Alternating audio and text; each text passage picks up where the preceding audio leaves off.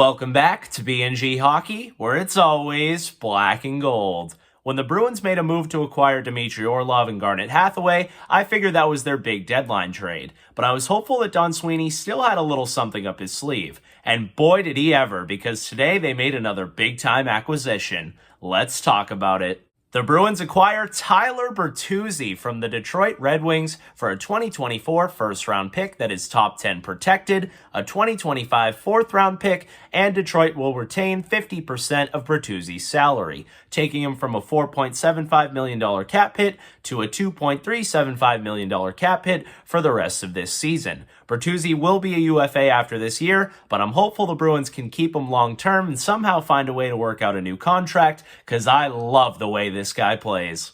Tyler Bertuzzi is a 28-year-old 6'1" left winger, originally selected in the second round of the 2013 draft, 58th overall by the Detroit Red Wings. He's played his entire career in Detroit, playing in a total of 305 games in which he has 88 goals, 114 assists for a total of 202 points.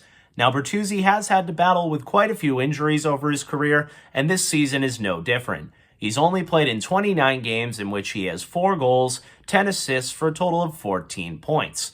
But make no mistake about it, when this player is healthy, he's an absolute stud.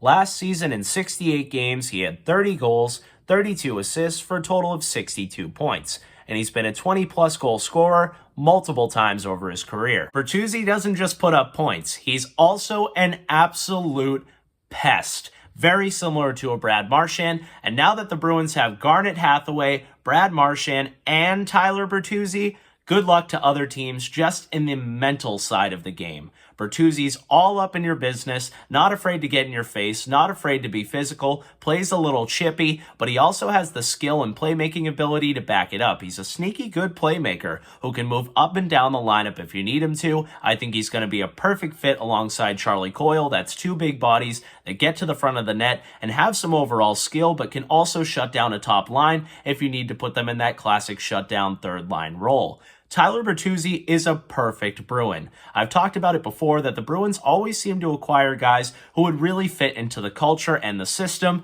and they've done that once again here with the addition of Tyler Bertuzzi.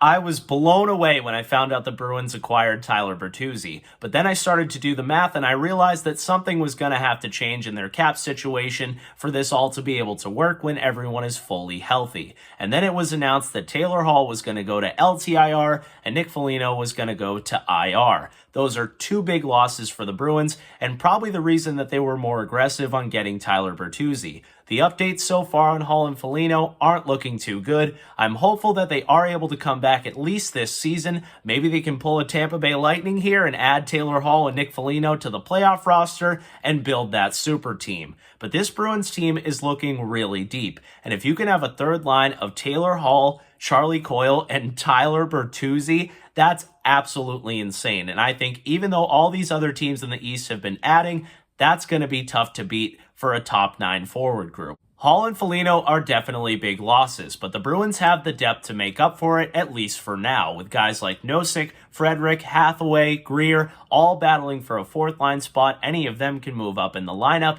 Obviously, you insert Bertuzzi into this group, and you have some young guys. They called up Lauko. I would love to see them give a call up to Georgi Merkulov, who's been lighting it up in Providence, or even top prospect Fabian Lysell.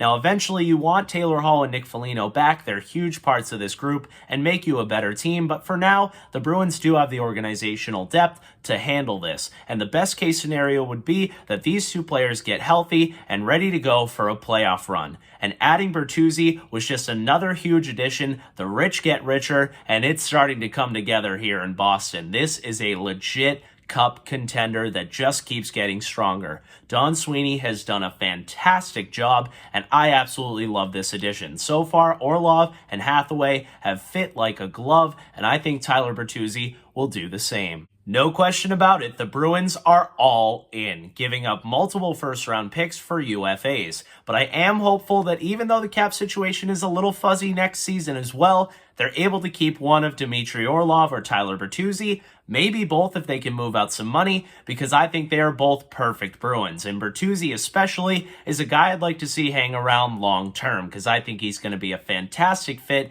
He's still pretty young at age 28, so he's right there in his prime, and he's going to be a fantastic addition.